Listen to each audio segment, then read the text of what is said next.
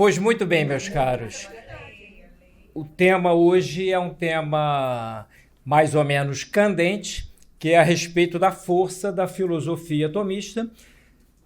E o tema em si mesmo já nos obriga a abrir o primeiro parêntese. Há quem diga que Santo Tomás é apenas teólogo e não filósofo, o que é absurdo sob quaisquer aspectos, porque Santo Tomás começou a sua carreira acadêmica tendo filosoficamente que defender a entrada de Aristóteles na Universidade de Paris, num contexto em que muitos dentro da igreja viam Aristóteles, que chegava desde o século XII por meio de traduções dos árabes para o ocidente latino, e muitos viam em Aristóteles um perigo para a fé. Seria um autor grego cuja obra, melhor dizendo, derrogaria a fé.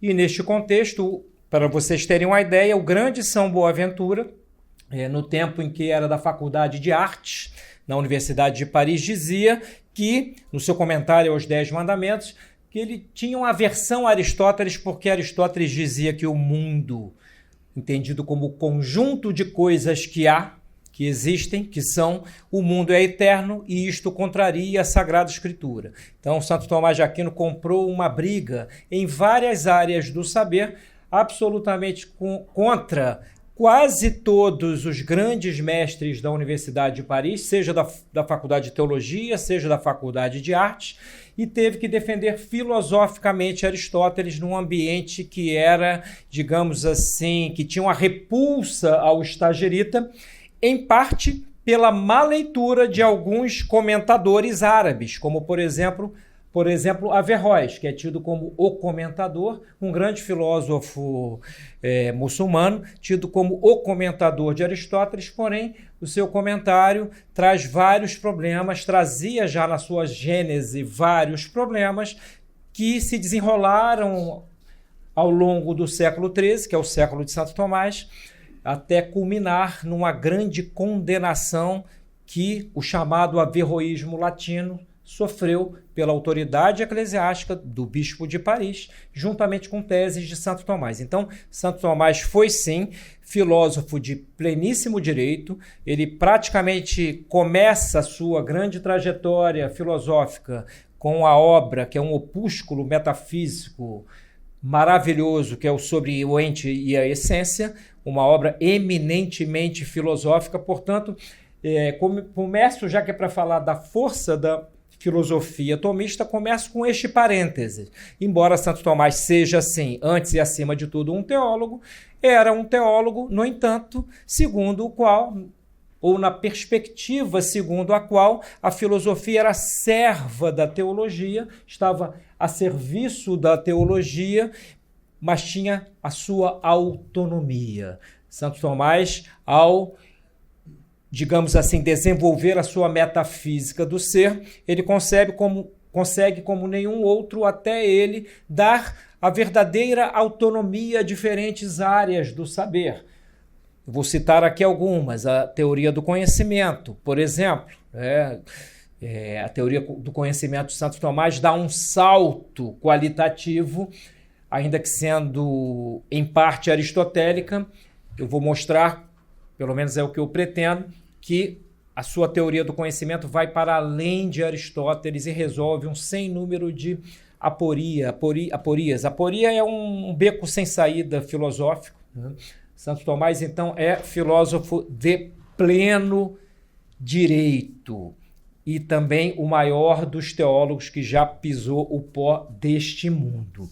Eu pus aqui, para começarmos a nossa brincadeira de terça-feira chuvosa, uma estrutura da realidade segundo Santo Tomás de Aquino. Ninguém aqui há de negar que não estamos imersos no nada.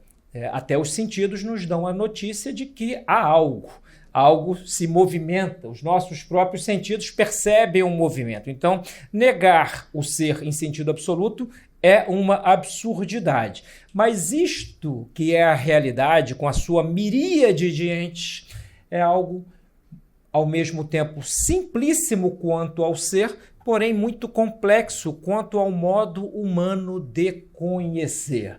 Então aqui temos uma estrutura muito elementar, só vou citá-la de passagem, até chegarmos aqui no grande Octávio Derisi, que é um dos expoentes da escola neotomista do século XXI, e vamos tentar mostrar como é próprio do tomismo refutar os erros do tempo. Então, segundo Santo Tomás, a estrutura da realidade, ela se perfaz desde a matéria-prima, e aqui matéria-prima aqui é o termo latino, matéria-prima, matéria primeira, que é, segundo Santo Tomás, potência para todas as formas, a matéria-prima.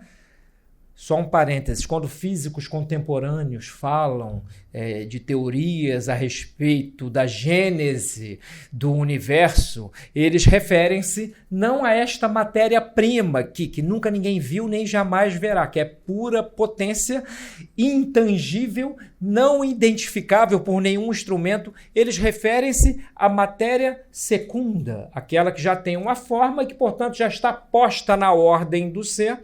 E se pensarmos em teorias como a do Big Bang, que tem a sua primeira formulação lá na Idade Média, na obra de um bispo chamado Robert Grosseteste, que tem um tratado chamado De Lute, sobre a luz. Eu editei aqui no Brasil pela editora Concreta, com a apresentação do físico Rafael de Paula. Nós fizemos um sem número de notas explicativas. Grosseteste diz que no início havia uma partícula infinitesimal de luz que se expandiu. Algo muito parecido com a teoria do Big Bang. Mas não estamos aqui no âmbito da matéria-prima. A matéria-prima seria um ser real potencial. Nem é o nada absoluto, já que ao nada não atribuímos nenhum ser, né? E nem é algo já formado, mas é possibilidade de ser. Por isso, diz Santo Tomás, num opúsculo que também publiquei no Brasil, eu publiquei uma série de opúsculos sobre a natureza, também pela editora Concreta. Isso acho que está esgotado. Santo Tomás diz que são 3 os princípios, né? Há um livro chamado, opúsculo é um livrinho, né? Os princípios da natureza, né? São a matéria, a forma e a privação. Neste opúsculo, Santo Tomás diz que a matéria-prima é potência para o ser substancial dos entes. Eu vou explicar os termos daqui a pouco. Eu só quero fazer este preâmbulo para que tenhamos a noção de que Santo Tomás não só é o gigante que foi na filosofia, como é atual, e recorrer à sua obra é um bem para nós. Santo Tomás é uma fonte perene de bens intelectuais, bens morais, bens espirituais, etc. Então, a matéria-prima é tão intangível que está lá no início deste arco metafísico. Ela nunca ninguém a intuiu, nunca ninguém a viu, ela é incognoscível, não pode ser conhecida por nós diretamente, só abstrativamente por analogia, e lá no cimo deste arco está o próprio ser subsistente, que é ato puro, sem mescla de nenhuma potência passiva. Este também não é evidente para nós, nós não intuímos Deus, e esta é uma questão também em que Santo Tomás teve que quebrar lanças, porque uma tradição agostiniana que encontra em Santo Anselmo acolhimento, citando um salmo, diz: o nécio afirma em seu coração, não há Deus. Então, segundo esta tradição, Deus é uma evidência. Até nisto, Santo Tomás teve que se valer dos seus princípios metafísicos para provar que Deus não é evidente para o intelecto humano. Se Deus fosse uma evidência para o nosso intelecto, em primeiro lugar, não haveria ateus. O que é evidente para todos não é passível de discussões. Ninguém discute a respeito da evidência do calor. Se estão todos trancafiados numa enxovia carioca, por exemplo. O calor é autoevidente. Agora, Deus não é evidente. Daí, intelectualmente, ser não só possível, como propedêutico e muito importante, demonstrar a sua existência. E Santo Tomás o fez na Suma e em outros lugares, né? Na Suma, nas famosas 5 vias demonstrativas. Então, a matéria-prima não é evidente, a base do arco metafísico, nem Deus é evidente para nós.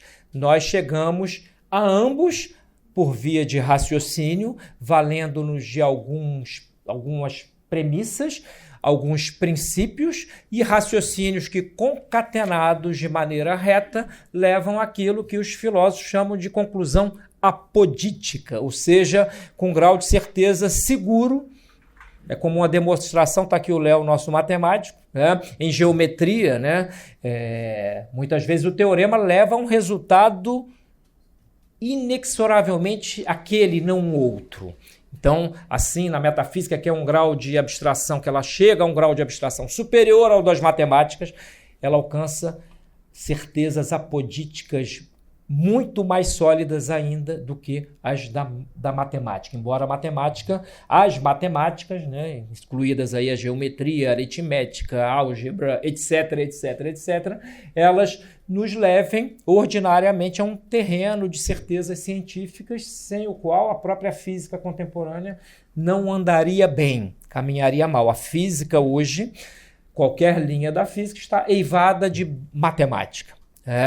Qualquer um que se aprofunde em algumas questões da física, seja a física quântica, seja a física newtoniana, não importa, é uma física que está eivada de matemática. Mas a metafísica, esta caluniada, meio que oculta da contemporaneidade, ela foi caluniada durante toda a modernidade por autores que não entenderam seus princípios, e este é um dos combates aqui do Monsenhor Derisi, no seu livro Filosofia Moderna e Filosofia Tomista, traduzido pelo meu querido Adriel, que está ali atrás. O Derisi é o fundador da Universidade Católica Argentina, a UCA, e aqui ele coloca Santo Tomás em contrapartida, ou seja, contrariamente a um sem número de filósofos da modernidade, desde Descartes até Malebranche, né, Kant, Russell, etc. Né? E aqui eu pedi à menina que fez o desenho que veio para a capa, o seguinte: ponha um muro, Santo Tomás lá em cima do muro, e esses filósofos atirando umas flechinhas aqui que não chegam ao muro sequer. As flechinhas não chegam nem sequer próximas ao muro. Santo Tomás, ali naquela placidez da sua mirada contemplativa filosófica, está ali indiferente, né, ao cicio, ao murmúrio, né, ao rufar desses tambores meio que, né, precários. Né? Santo Tomás, realmente, com a sua metafísica, paira incólume a essas tentativas de ataque. Já se disse, não sem razão, que a modernidade é filha, né, digamos assim, da crise do século XIII, da Faculdade de Paris, e se erigiu contrariamente a Santo Tomás de Aquino. Então, matéria-prima sem mescla de nenhuma potência. O que é uma potência? É uma possibilidade de ser ou de operar, grosso modo. Né? Eu não tenho potência para ficar 20 minutos debaixo d'água, porque eu não tenho respiração anaeróbica. Então, primeira notícia: potência é possibilidade de ser ou de operar, mas não é uma possibilidade absoluta. Ela é proporcional à forma na qual determinada matéria está. A exceção é a própria matéria-prima, que justamente por não ter nenhuma forma é potência para todas as formas. Porque se a matéria-prima tivesse uma só forma, seria potência para quase todas, porque uma delas seria algo em ato. Então a matéria-prima não tem nenhuma forma, é intangível, é incognoscível, assim como a Deus mesmo. Então, neste arco metafísico, com a criação da matéria-prima, já que nada pode dar a si mesmo o ser, isso é uma premissa metafísica. Alguém aqui deu o ser a si mesmo? Uma vez eu fiz uma pergunta, o senhor estava distraído, falou, eu! E eu disse, olha, o senhor é maior do que Deus, que nem Deus é um incausado, né? Nem Deus é anterior a si mesmo, no sentido de ser a causa de si mesmo, né? O senhor é muito importante, se me permite, eu vou me ajoelhar perante, né, a sua egrégia pessoa, né? Mas ele estava distraído, né? Mas Deus não conhece distrações, né? E os bons filósofos também estão ordinariamente atentos, né?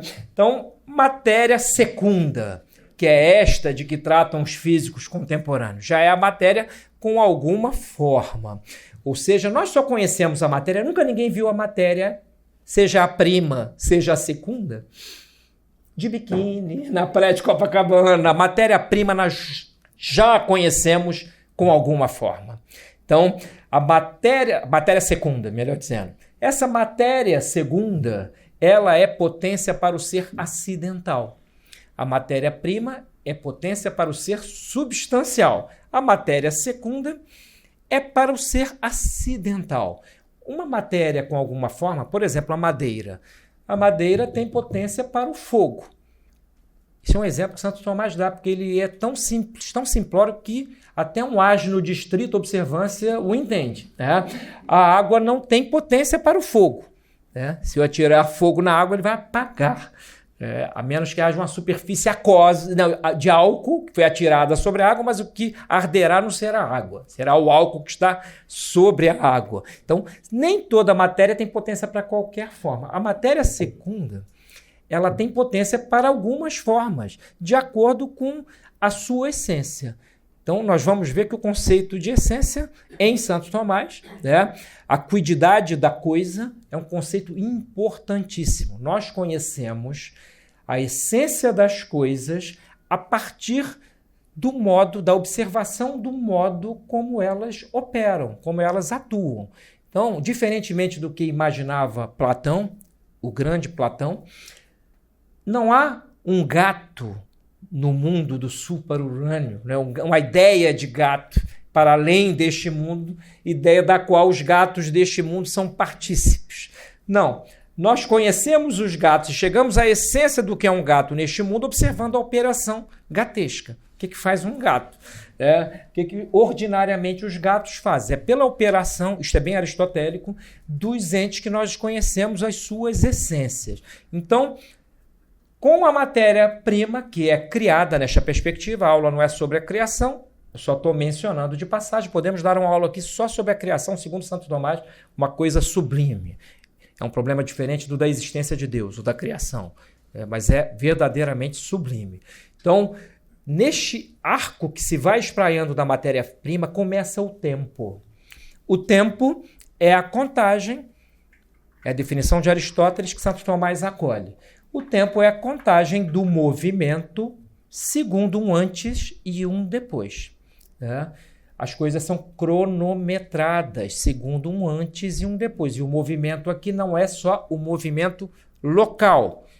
Este aqui é qualquer trânsito da potência ao ato. Se a pessoa que antes não conhecia determinada coisa passa a conhecer, ela movimentou-se da ignorância ao conhecimento. E o nosso intelecto, que é tão pobre, né? Como é que alguém pode ser vaidoso? Para mim é um mistério. O intelecto humano é uma titica de galinha, né? É uma Quando nós conhecemos algo, qualquer coisa, a essência de um livro, né? O Flamengo, não digo que alguém conheça, que o Flamengo é um não ser.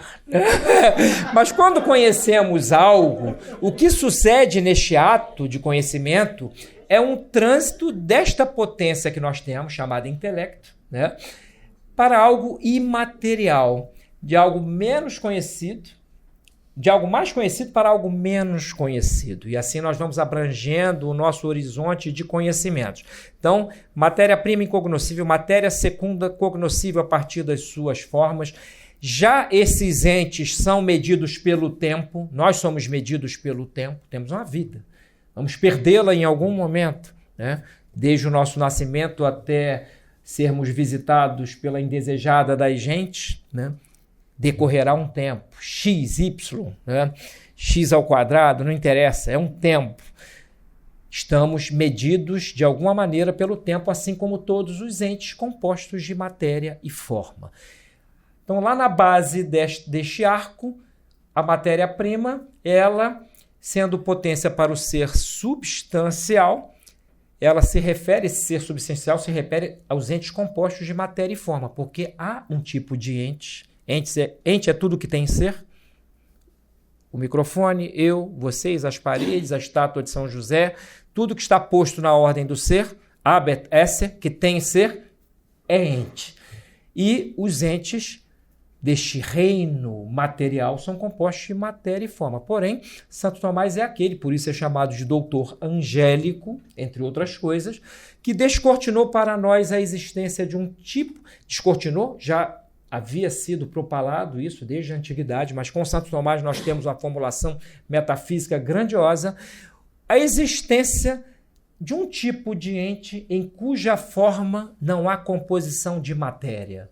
Ou seja, diferentemente de nós que temos matéria, corpo, e alma, princípio animador do corpo, estes entes da escala, que na escala do ser são mais perfeitos do que nós, não têm matéria.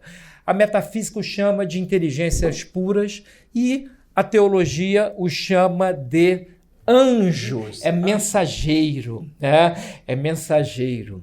Então os anjos são os mensageiros das ideias divinas. E Santo Tomás, no Tratado de Spiritualibus Creaturis, sobre as criaturas espirituais, nos diz que a vida dos anjos, diferentemente da nossa, que é um percalço atrás do outro, nós caminhamos com zonas de sombra, de desconhecidos, de coisas desconhecidas, os anjos vivem entendendo. Olha que maravilha. O que um anjo faz? Vive compreendendo a realidade de uma maneira espetacular. Nós não. Então, nessa escala aqui, matéria-prima, matéria secunda, entes sem matéria, neles a composição é de essência e ser, eles se assemelham nesse grande espelho de perfeições que é a realidade, do ponto de vista ontológico. Ontos, é o ente real. Então, a ontologia estuda os entes reais. Do ponto de vista ontológico, os anjos se assemelham mais a Deus do que nós, porque Deus é imaterial. Deus não é medido nem pelo tempo, né? E nem é circunscrito pela matéria. E aqui entra uma outra questão de difícil resolução filosófica. Bom, se os anjos são imateriais e Deus também, qual é a diferença entre eles? Para resolver este problema, Santo Tomás, na sua maturidade, escreveu um livro que não acabou, porque morreu, mas o que ele deixou já foi bastante bom, né? Que é um tratado sobre os anjos, que é esse Tractatus de Primo Principio. Tratado sobre o primeiro princípio. Eu editei no Brasil, numa tradução do professor Luiz Astorga, está esgotado esse livro, totalmente esgotado, uma pena no Brasil que as coisas, assim, muita coisa boa está sendo editada, mas há coisas que pertencem a uma escala de conhecimento superior e são para menos leitores mesmo, e às vezes os editores não têm noção de que esse tesouro, ele chega àqueles mais habilitados para espraiar os valores, digamos assim, da metafísica para a polis. Nós editamos com um desenho do Gustave Doré na capa, né, que era o anjo que expulsou Adão e Eva, e pusemos na livraria da Travessa para vender. Na ocasião, o gerente falou para mim, isso vai ser um best-seller. Falei, meu filho, o dia que Santo Tomás for um best-seller, nós estaremos no céu. A chance... Bom, o microfone aqui... Eu vou impostar minha voz que o microfone deu de morrer, né? O dia que Santo Tomás for vendido como leite, nós não estaremos neste mundo obscuro em que vivemos, né? Não creia nisso. E um dia uma senhora que escrevia sobre os anjos, o que tem de gente supersticiosa neste mundo sem metafísica, não está no gibi. A senhora chegou na livraria Travessa, viu aquela capa bonita com um anjo assim desenhado pelo grande Gustave Doré, aí foi abrir, não, que bacana, era Glorinha, não sei das contas, né? Abriu, quando ela viu aquela dialética metafísica, ela teve um esgar de repugnância instintivo, né? E meio que largou o livro, né? Era um negócio barra pesada. Dizem que o antigo personagem Kojak ficou careca lendo aquilo. Né? Que é de alto grau de... Até Dom Justino acho que perdeu uns cabelos lendo, né, esse tratado. Então, é ouro. Aquilo é ouro. Então, Santo Tomás tratou. Vai subindo da matéria-prima, da matéria secunda, dos entes sem matéria e, por fim, daquele que é o próprio ser subsistente, que é Deus, né? Deus está presente em todos os tratados de teologia de Santo Tomás, em todos os tratados de metafísica de Santo Tomás, em todos os tratados em que a teoria do conhecimento é trazida à luz. Deus é, ora, o personagem, entre aspas, presente de maneira clara e manifesta, ora, ele é presente de maneira virtual. Então, Santo Tomás, de tudo que fez, fez para Deus. Para Deus. Há um relato de um milagre, né? Eu sei que há pessoas novas aqui, mas assim, eu gosto de repetir. Aliás, um dos métodos da boa pedagogia é a repetição. Você repete uma coisa sob diferentes prismas e, às vezes, ou uma pessoa vai alcançar uma pessoa que nunca ouviu aquilo, ou vai alcançar de uma maneira diferente alguém que já ouviu. No caso aqui é um milagre extraordinário. Santo Tomás estaria em silêncio diante de uma imagem do Cristo, quando houve uma voz, um relato de um colega, um confrade: Tomás, falaste bem de mim. Cristo diz para Tomás, fico arrepiado, pede o que quiseres. Santo Tomás, em lágrimas, num êxtase, vira-se para Cristo e diz: nada quero, Senhor, só tu. Quem tem Deus vai querer o quê? Quem está na posse espiritual, um êxtase contemplativo, vai querer o quê? Ouvir a Anitta, ouvir os nossos parlamentares, não vai querer nada. Então, este homem que nos deixou de presente essa estrutura metafísica extraordinária, com a sua morte, ele é condenado, e aí a modernidade começa a se fazer as suas raízes desta fratura do século XIII. E temos, como eu costumo dizer, 4 tomismos históricos. Eu afirmei isso numa live recente, como quase ninguém viu, vale repeti-la, Existe o primeiro tomismo, que foi um tomismo de defesa de Tomás. Santo Tomás foi condenado pela própria autoridade eclesiástica, pelo bispo Etienne Tampier, acolhido pelo Papa João XXI, foi o grande Papa português, e fica proscrito quase 50 anos, e esse primeiro tomismo é um tomismo de defesa do mestre, por parte de dominicanos. Então, nele aparecem autores como Godofredo de Fontaine, Egídio Romano, eram autores que, mesmo com a proibição, viram o leite espiritual extraordinário que era Santo Tomás e o defenderam. E aqui fica um exemplo para nós. Nem sempre a obediência é boa. Olha aqui o tempo presente. Se a autoridade manda uma coisa errada, não obedeçamos. Hoje em dia, até espíritos razoavelmente esclarecidos são de uma obediência bovina, às vezes.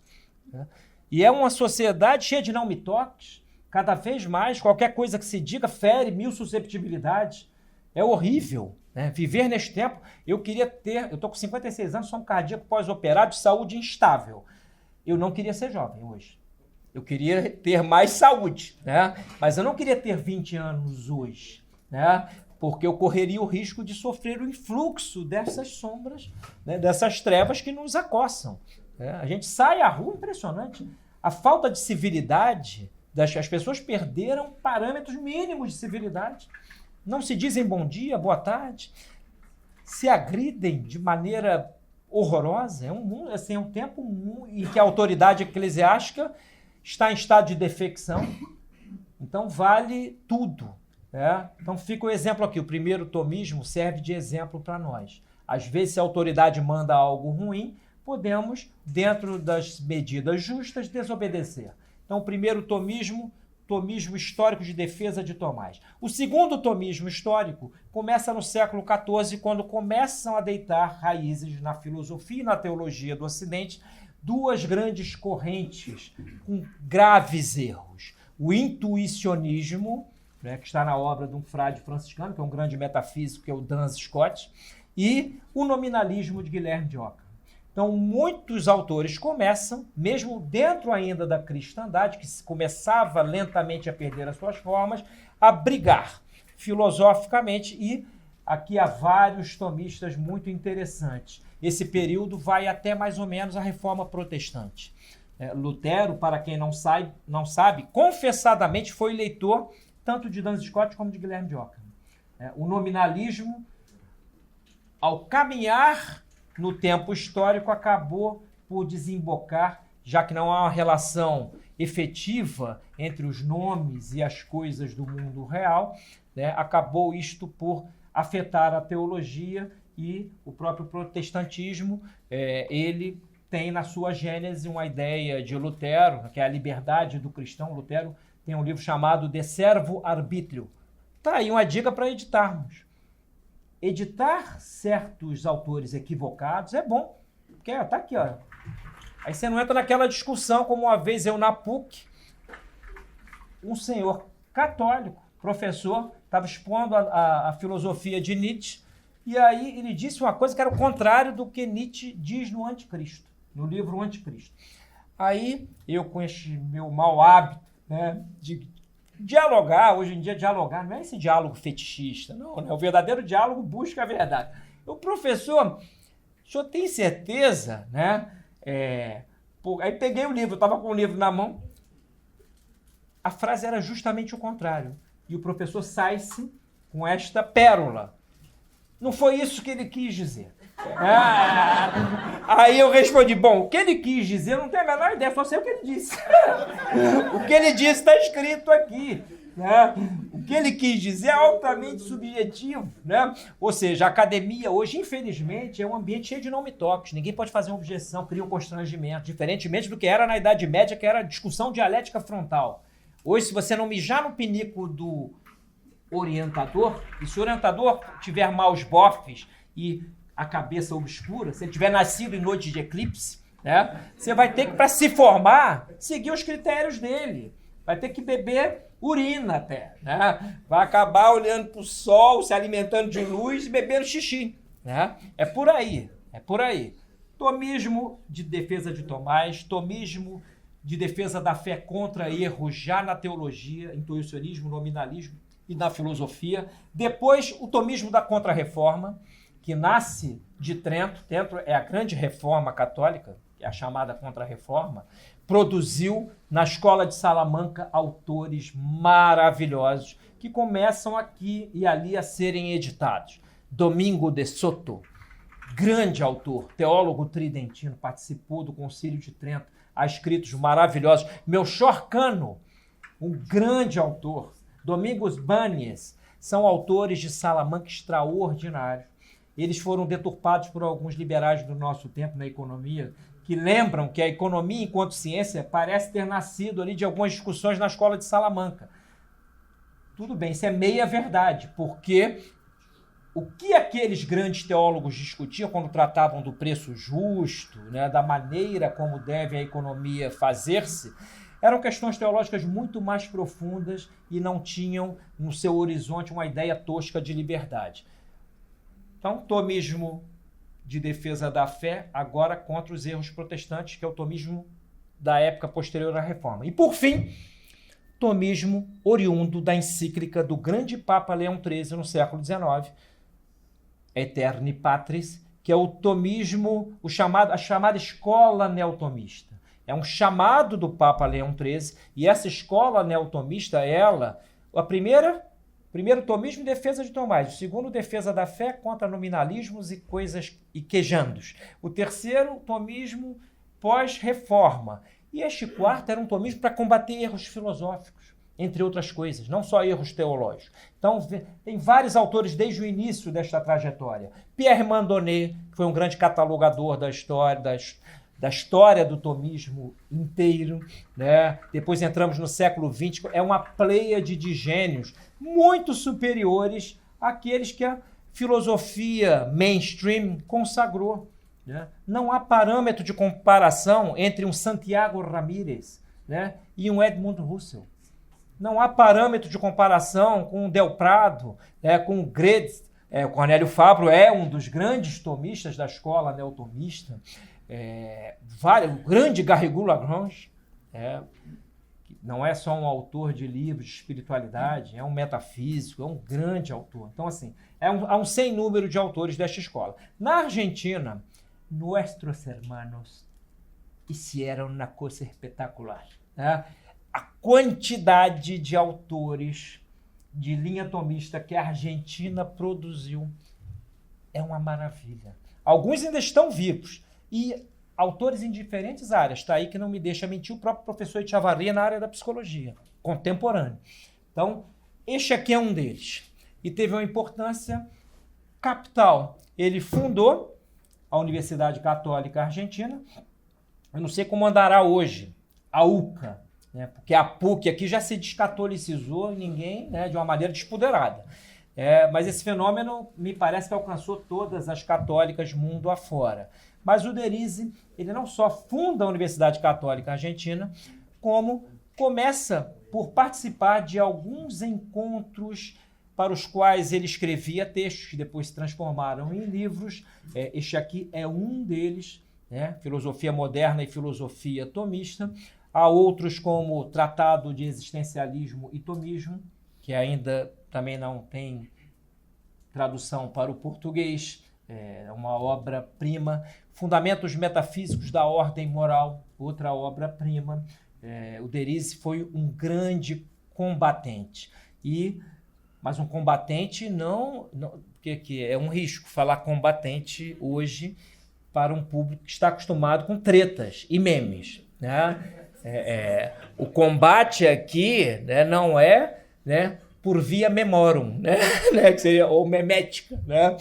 É por via de altas discussões. E o Derisi foi um grande leitor. Todo grande autor é um grande leitor. E ele leu todos aqueles que, por exemplo, fizeram história na corrente chamada existencialista, desde Kierkegaard até Gabriel Marcel, Sartre, Heidegger, Husserl, e assim, é impressionante o Tratado de Existencialismo e Tomismo, porque ele mostra a prova material no texto desses autores, sem margem a dúvida possível, de uma maneira muito clara. Ele é claro na exposição, ele é claro nas críticas, e ele mostra como estas correntes existencialistas, por exemplo, né, Sartre foi um horror, né? Sartre é um dos existencialistas, né? A obra de Sartre e a vida dele também são coisas horrorosas, né? É abjeto, é um negócio abjeto. E Sartre, na sua obra O Ser e o Nada, que bebe de uma fonte, é quase uma homenagem a Heidegger, que escreveu Ser e Tempo, né? Heidegger circunscreve o ser ao tempo. E a modernidade é isto. É uma tentativa mais ou menos equivocada de pegar o ser absoluto transtemporal e inseri-lo na imanência do tempo. É uma tragédia, né? Quando pensamos na liberdade, a modernidade no tema da liberdade pegou a ideia de liberdade absoluta, do ser absoluto, né? Deus não tem amarras em sua operação, já que a sua operação é proporcional ao seu ser absoluto. Então é em Deus que se aplica, é a Deus que se aplica com perfeição a ideia de liberdade absoluta. Deus pode tudo que é possível no ser. Nós podemos algumas coisas, minguadas na ordem do ser.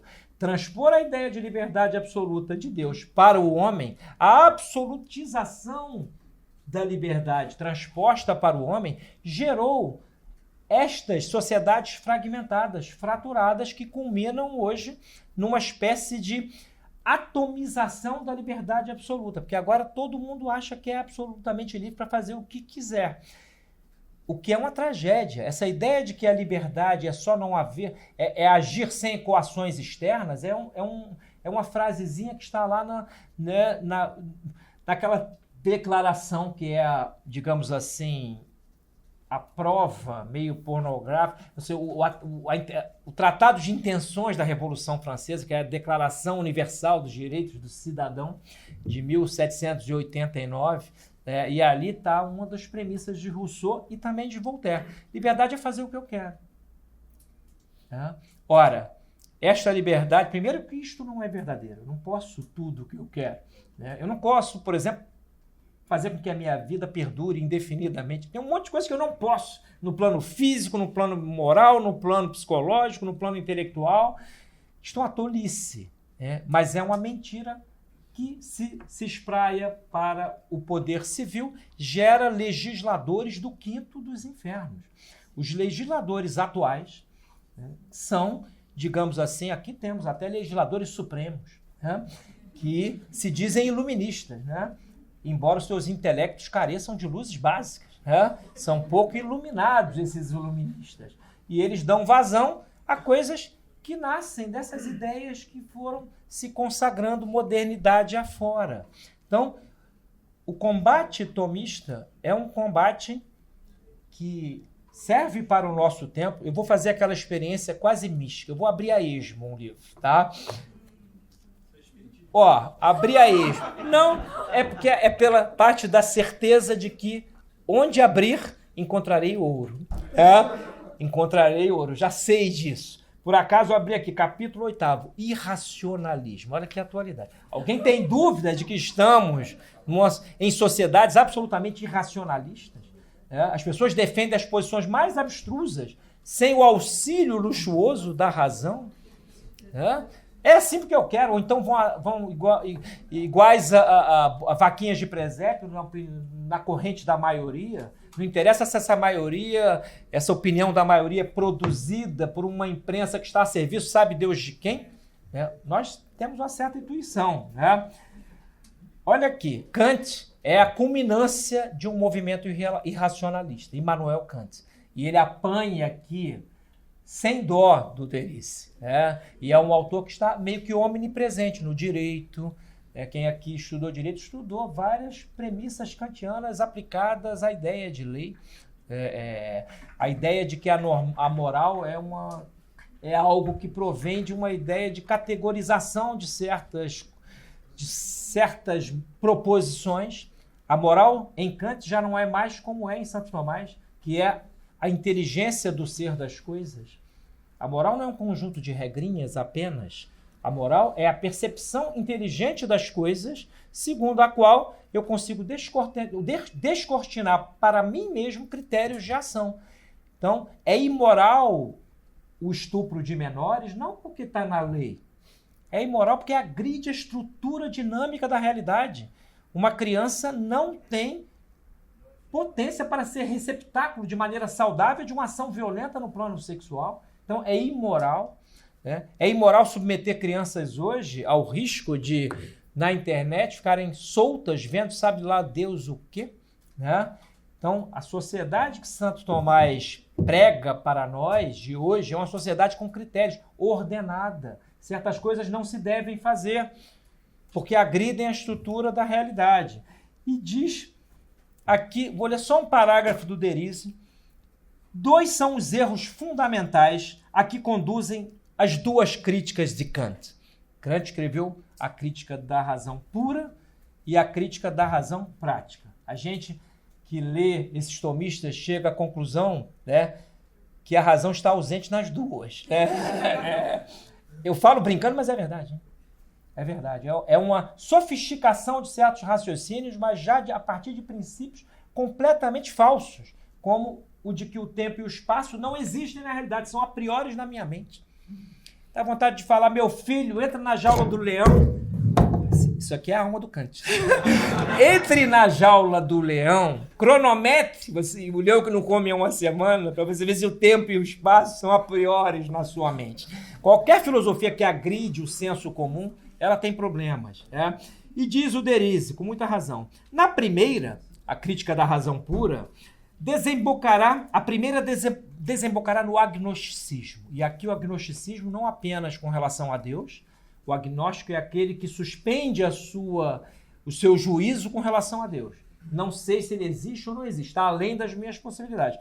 Mas existe um agnosticismo filosófico que leva a um ceticismo com relação a coisas a que a razão pode chegar. Por exemplo, o conceito de causa. Kant, duvido muito que tenha fumado alguma marihuana, mas ele diz que acordou do sonho dogmático lendo David Hume, que o tirou do sonho dogmático. Quem aqui leu David Hume sabe que para Hume não há causalidade no sentido estrito. Ele tentou refutar a ideia de causa. Vejamos por onde vamos, hein? Em que pinel estamos? Né? Se uma bola de bilhar bate na outra, segundo Hume, eu, como criatura humana, não consigo perceber que o movimento da segunda foi causado pela primeira. Né? Se o sol vai nascer amanhã, não sei. Né? A causalidade, ela é belief, é crença. Isso é David Hume. Bacana o sujeito. E Kant bebeu nesta fonte para erigir a sua sofisticadíssima filosofia. Então, a crítica da razão pura desemboca no agnosticismo filosófico. Eu duvido ser capaz de conhecer o em si das coisas. Né? Eu só conheço das coisas certos fenômenos. O númeno, aquilo que está por trás dos fenômenos, né, é mais, digamos assim, etéreo do que o conceito de verdade para o deputado Tiririca. Né? É um negócio quase incompreensível. E continua. Entre a inteligência e a realidade, há um abismo infranqueável. A realidade permanece incognoscível para além do alcance da nossa faculdade intelectual. Isto é Kant. A segunda, a crítica da razão prática, termina no irracionalismo. O número, incognoscível para a inteligência especulativa, tem que existir para mim. É realizado por minha vontade ou razão prática como postulado indispensável do imperativo categórico. Sem Deus, sem imortalidade, sem liberdade, para mim seria impossível a ação. Então, de um lado, agnosticismo filosófico e também teológico, que descamba em alguns pietismos, em algumas pessoas que acham que ter fé é ter superstição. Né? O pietismo seria a fé desassistida pela razão. Há vários tipos de pietismo, desde os mais sofisticados até os mais simplórios. Desde o sujeito que acha que ter fé é ir no terreiro do seu tiriri, né?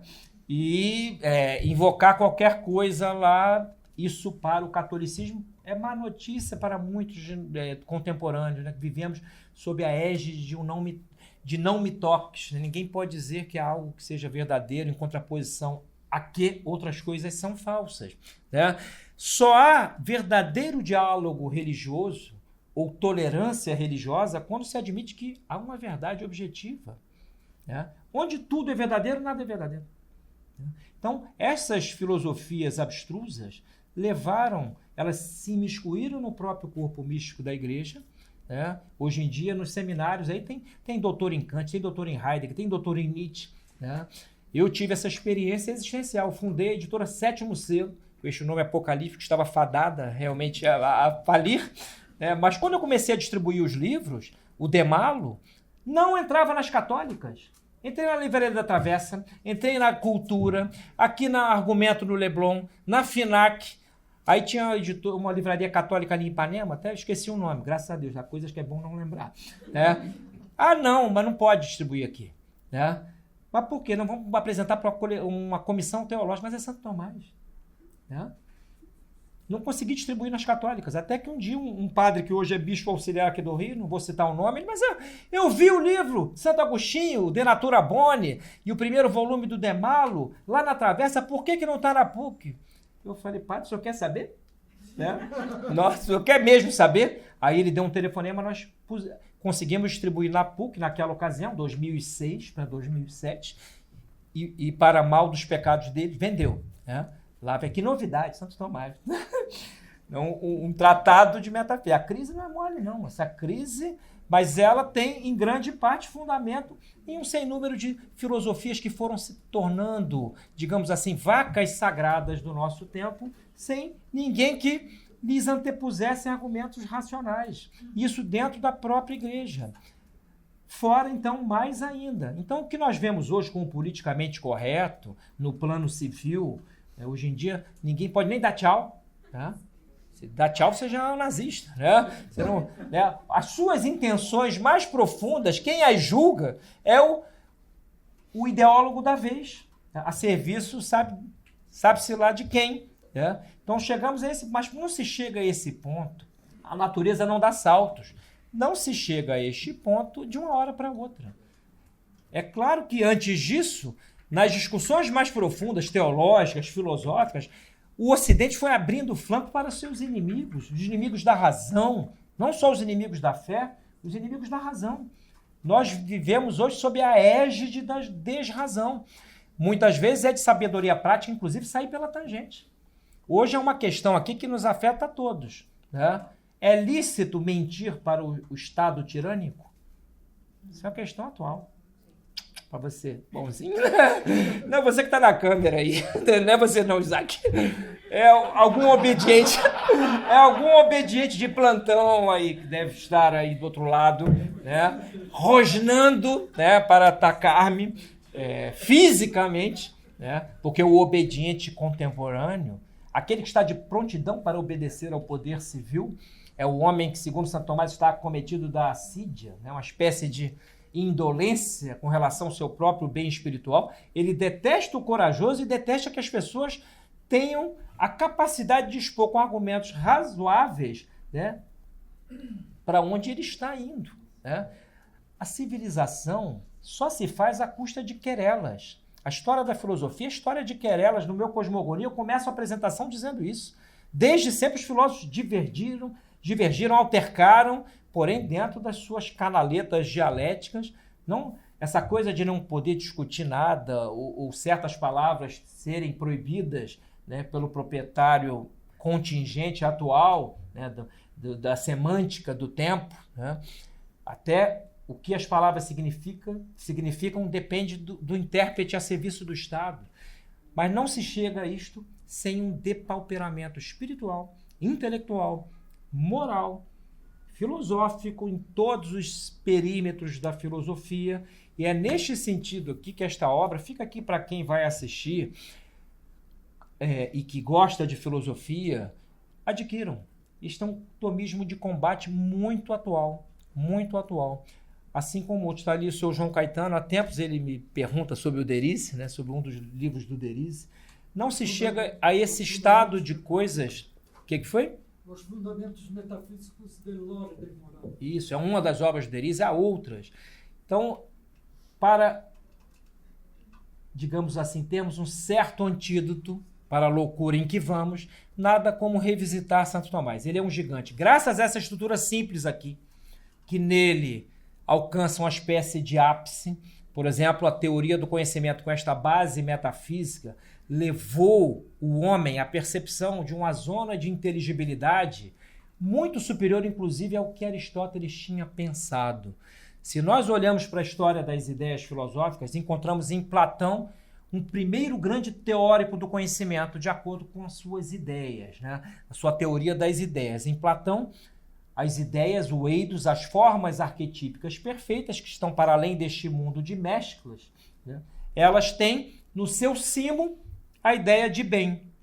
Em Platão, trata-se da metafísica do bem, né? É uma metafísica muito importante que tem alguns problemas no que diz respeito ao ato de conhecer. Por exemplo, segundo Platão, nós estamos aqui encarnados, mas chegamos à verdade das coisas por uma reminiscência da contemplação desse bem que está no transmundo, no além-mundo. Então seria como se nós simplesmente, ao conhecermos uma verdade, lembrássemos de algo que já conhecíamos. Então, algo chamado inatismo das ideias. As ideias já nos são inatas, eu só me lembro delas de repente. É um problema. Embora Platão seja um gênio dos maiores da história. Caminhando na história da filosofia, chegaremos a um grande autor, Plotino, com as suas Enéidas. Ali já se trata de uma metafísica do uno, né? A ideia de processão.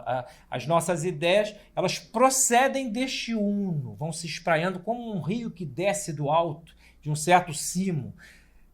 Plotino tem extraordinárias passagens nas suas Enéidas. Santo Agostinho foi um grande leitor de Plotino, mas, embora tivesse até certo avanço com relação a Platão em algum tema de teoria do conhecimento, há também aporias. Santo Agostinho, por sua vez, vai nos dizer que o ato de conhecer depende de uma eliminação direta de Deus, é a doutrina da iluminação. Vejamos que estamos falando de grandes filósofos, grandes homens, não são homens quaisquer. O tema é muito complexo da teoria do conhecimento.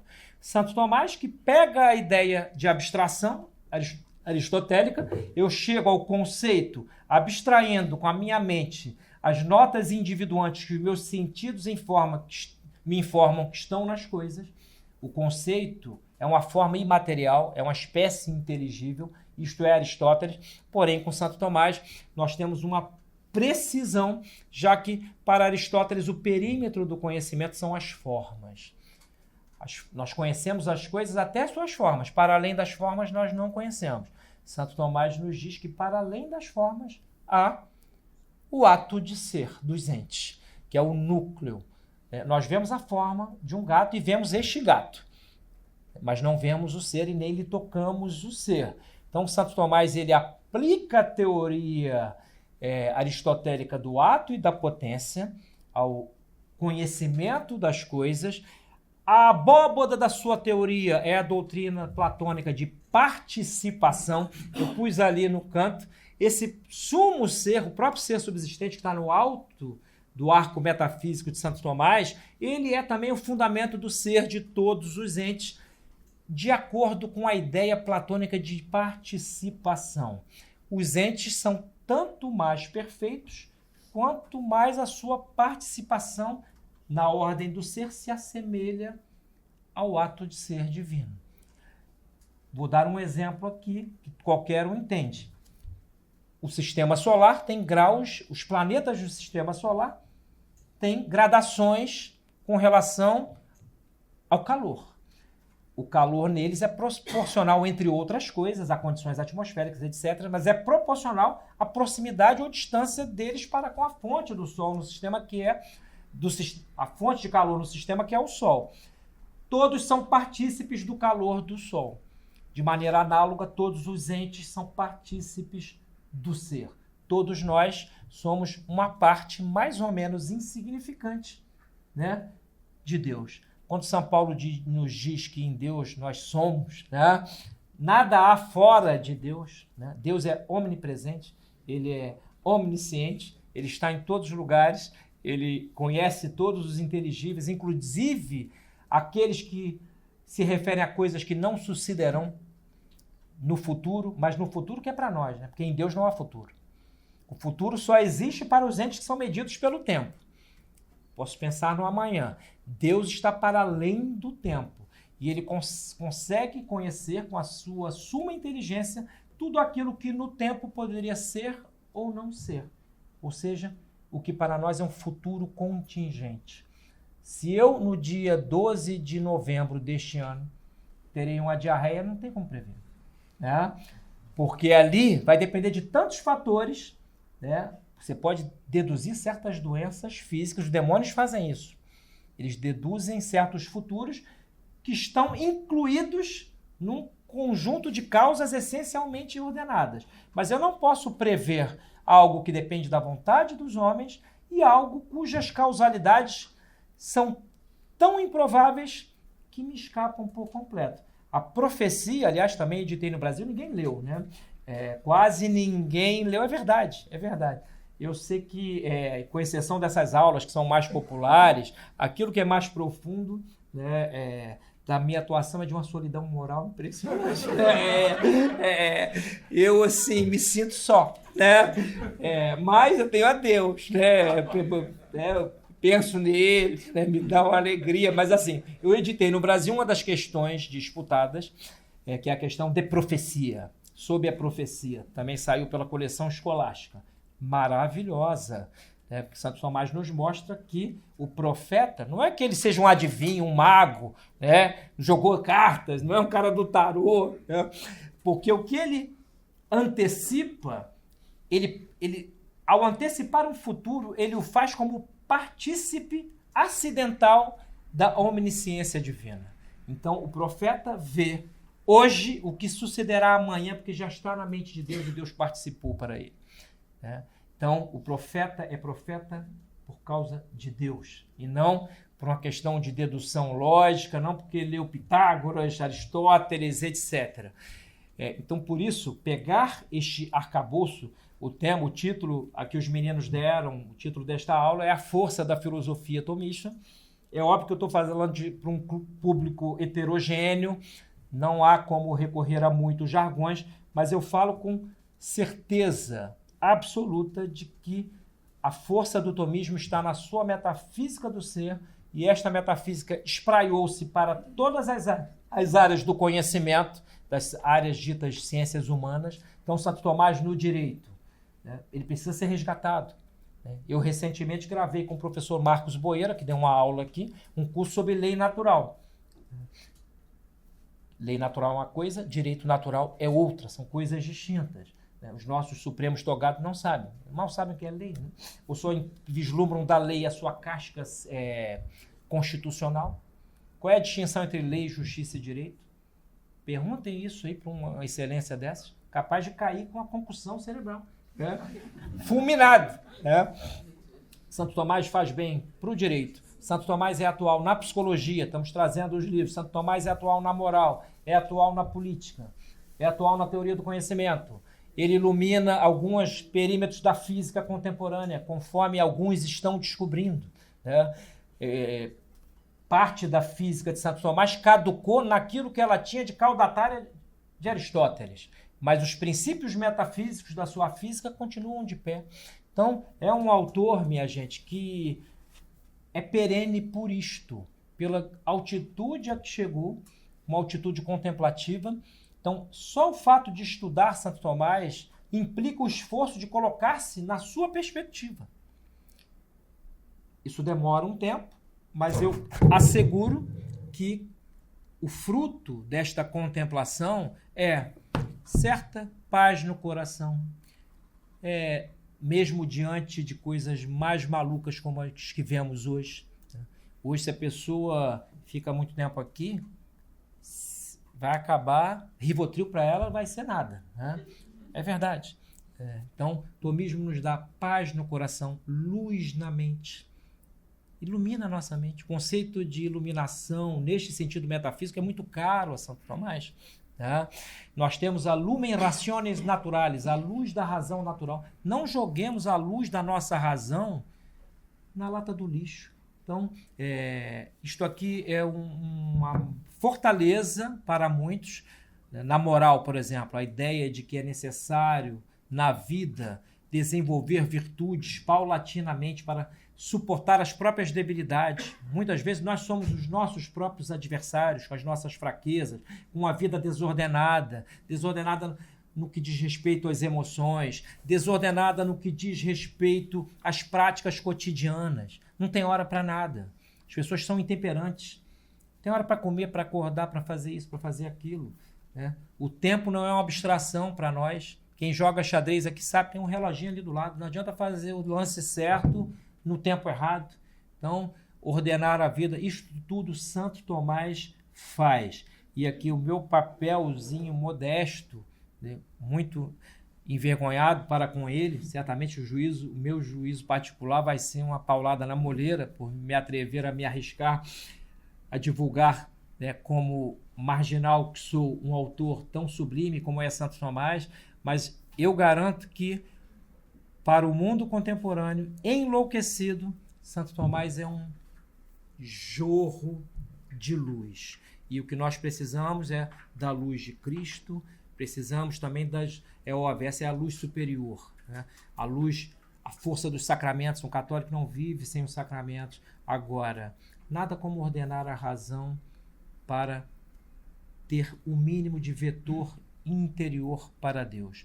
Nós estamos vivendo um desespero coletivo que cresce e vai crescer, o seu vetor é de crescimento, mas nunca tivemos tantas oportunidades para melhorarmos espiritualmente, ajudarmos pessoas que estão em situação pior que a nossa.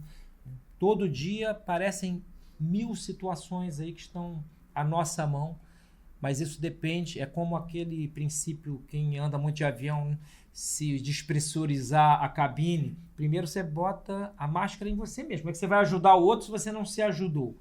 Assim também sucede com as coisas do espírito e as coisas intelectuais. Primeiro temos que ajudar-nos a nós mesmos para, alimentados com estas luzes, podemos ajudar aos demais. Tá bom, minha gente? Um grande abraço.